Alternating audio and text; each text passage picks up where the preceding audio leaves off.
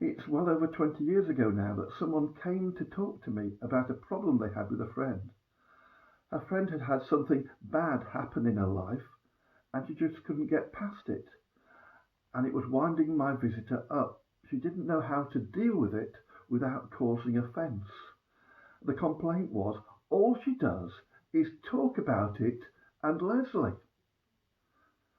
And I presumed that Leslie was the name of the person's husband, because, like my middle name, Robin, it's a name that can be used for either sex. So next time we talked, I asked about Leslie. And the conversation went something like this. Who? Leslie. I don't know anyone called Leslie.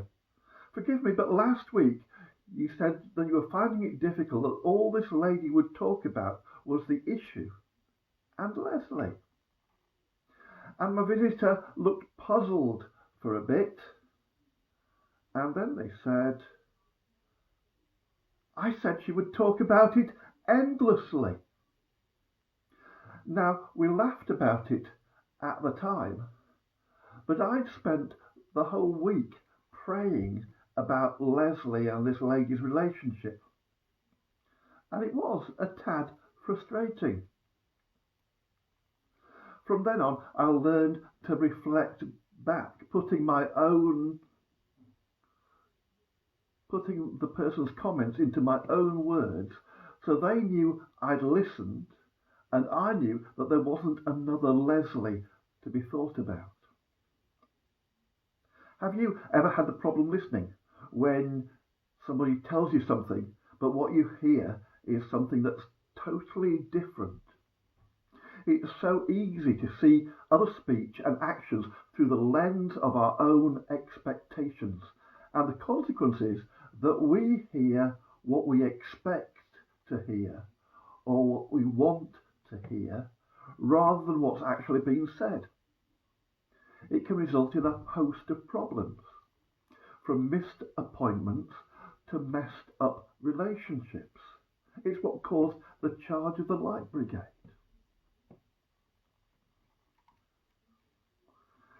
And in the Gospel reading, we've got the build-up of 3 years of mishearing and misunderstanding. Jesus has just entered Jerusalem to the adulation of the crowd. Many of his followers are really optimistic about the future, looking for the end of decades of Roman rule, the overturning of a corrupt national government and a self-seeking hierarchy. He seemed to be walking the walk, or rather, riding the ass. We even remember it as the triumphal entry. He's at the height of his fame. Even foreigners are coming miles just to see him. But all is not as it seems. For 3 years, Jesus has been saying that the Son of Man must suffer and die if the new kingdom he proclaimed was to be realized. And now that process is in motion. How had those around him missed this?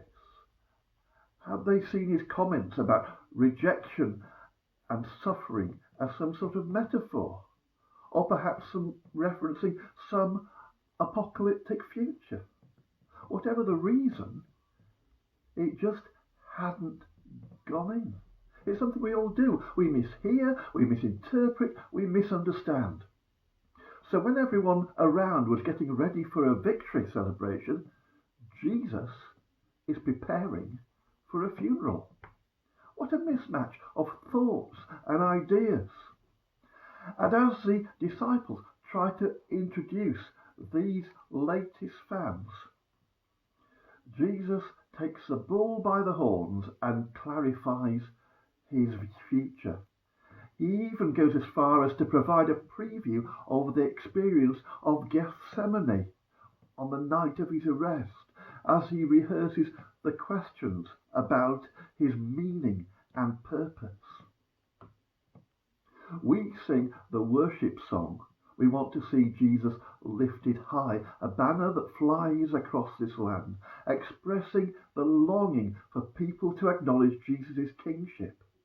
But when Jesus talks about being lifted up, he's not speaking about acknowledgement of his lordship. He's talking about his imminent death and how it's going to happen.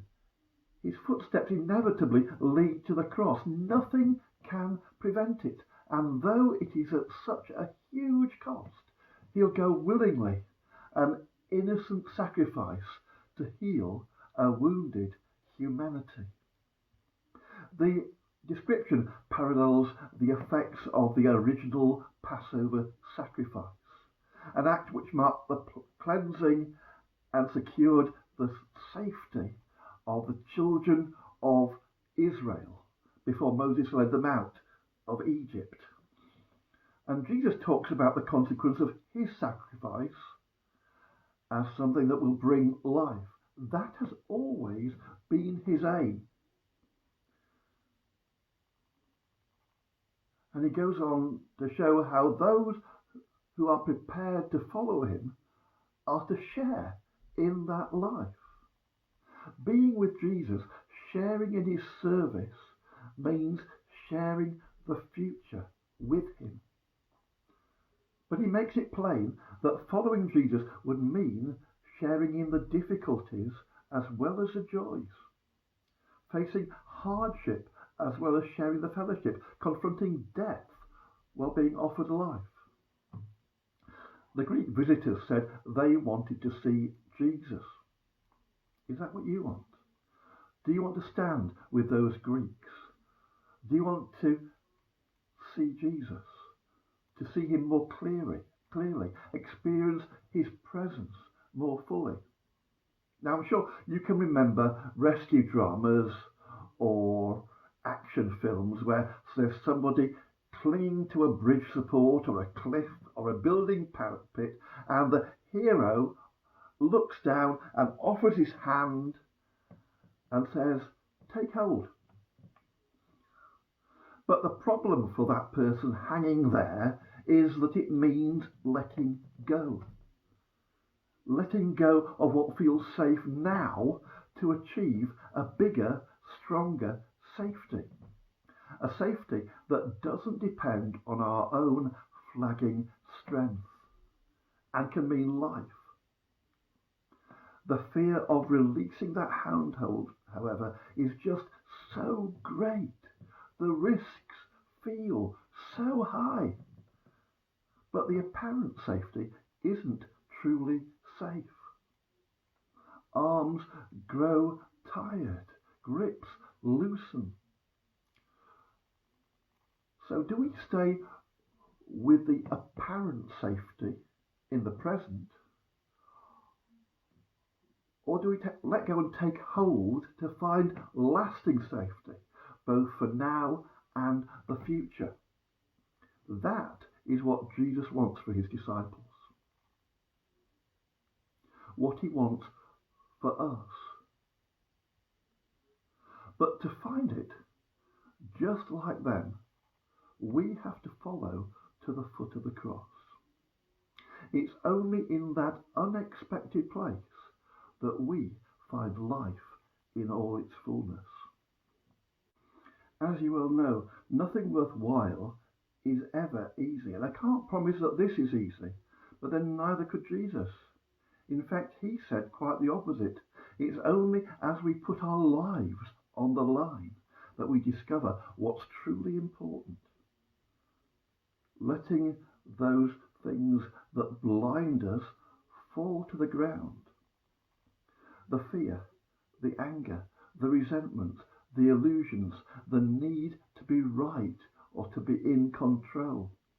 All those little ways in which we separate ourselves from one another and from God. As we let go of those false supports, it enables us to take a firmer hold of God's life, true life, life in all its fullness. Amen.